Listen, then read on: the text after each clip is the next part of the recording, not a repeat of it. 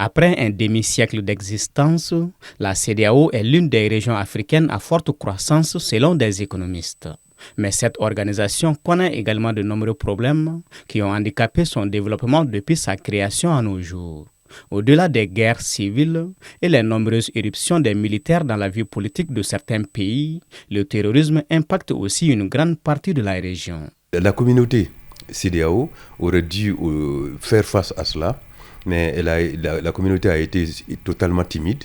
On n'a pas souvenance que la CEDEAO ait, par exemple, monté une opération pour aller appuyer le Nigeria contre Boko Haram, qui sévit il y a plus de 20 ans. La CEDEAO a été timide.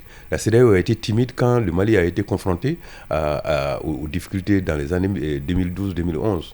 Et donc, elle devait beaucoup plus mettre en avant l'appui aux pays en difficulté au lieu de jouer aux pyromanes et puis aux pompiers, quoi. Sur le plan climatique, il n'y a pas une région qui a été la plus agressée que l'Afrique de l'Ouest. Et les chocs économiques, notamment liés à des pandémies et la volatilité des prix des matières premières, ainsi que le manque d'infrastructures et l'instabilité politique, constituent un frein important au développement dans cette région. À cela s'ajoute le problème monétaire. Ce qui a manqué beaucoup plus au plan économique et financier, ça c'est l'incapacité à mettre en place une monnaie commune.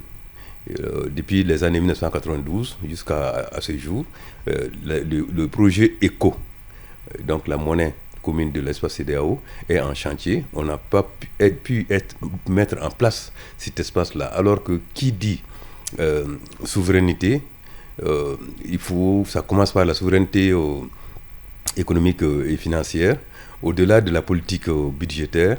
Un espace, un groupe de pays, un pays qui n'a pas de souveraineté monétaire, qui ne maîtrise pas sa politique monétaire, n'est pas du tout souverain.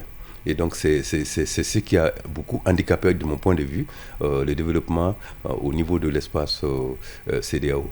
12 des 15 pays qui ont formé la CEDEAO sont les pays parmi les moins avancés du monde. Aujourd'hui, le retrait du Mali, du Burkina Faso et du Niger de l'organisation pour créer la Confédération AES n'est pas aussi sans conséquences. Cela remet directement en cause le principe de l'intégration et de la coopération régionale.